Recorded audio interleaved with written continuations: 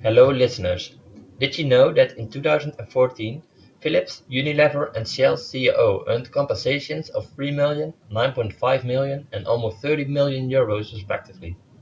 And did you know that between 2003 and 2007 in the Netherlands, the CEO pay grew by a total of 192%, compared with just a 2.4% increase for the average worker? Governments, investors and the public would like to know who sets CEOs' pay and how is this process carried out. Today we, the members of Group 27, would like to present to you Faulkender and Yang's paper, Inside the Black Box, the Role and Composition of Compensation Peer Groups. The paper sheds light on the CEO pay-setting process by examining compensation peer groups and investigating how much do compensation peer groups explain a observed variation in CEO compensation, and what determines the composition of these groups. Many companies have stated that they compare CEO pay to the pay packets of other companies with whom the firm competes for talent. In 2006, this process became more transparent when the Securities and Exchange Commission required companies to disclose compensation peer companies if they were used in determining executive compensation.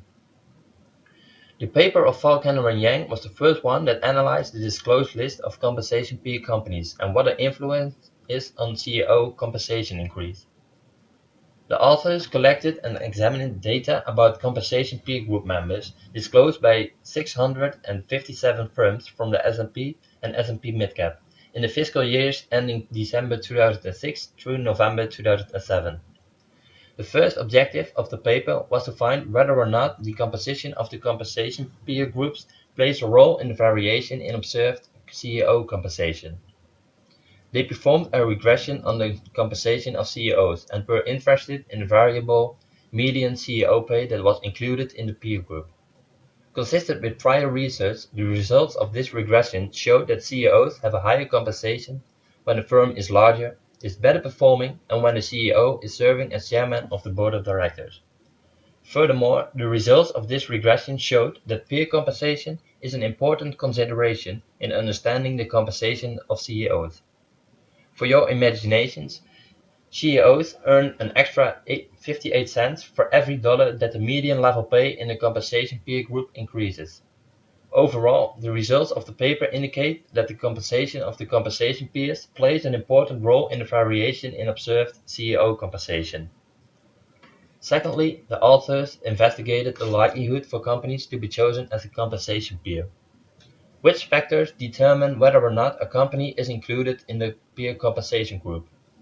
The authors performed a univariate analysis of CEO compensation and firm characteristics of the companies that are chosen to be in the compensation peer groups, relative to those that are not. Furthermore, the authors performed a appropriate regression analysis to generate estimates of the choice of peer group members. They found that companies in the same industry and of similar size are more likely to be chosen. Besides these two, the level of compensation at potential peer companies also plays a significant role. Firms tend to choose highly paid peers to justify their high CEO compensation. They further investigated in which firms this effect is particularly strong. To do so, they used the median dollar pay and percentage pay differences of the salary and bonuses, and total compensations for the selected peers and the best matched unselected companies. Results show that the effect is particularly strong in firms where the peer group is smaller, where the CEO is the chairman of the board of directors, where the CEO has longer tenure, and where directors are busier serving on multiple boards, which suggests that there can be some gaming of compensation peer selection at firms with both weak and strong corporate governance. However, the pay differences in firms are always greater in firms with weak corporate governance than in firms with strong corporate governance. So, at the beginning of the presentation, we have asked why CEOs' compensation has increased so high.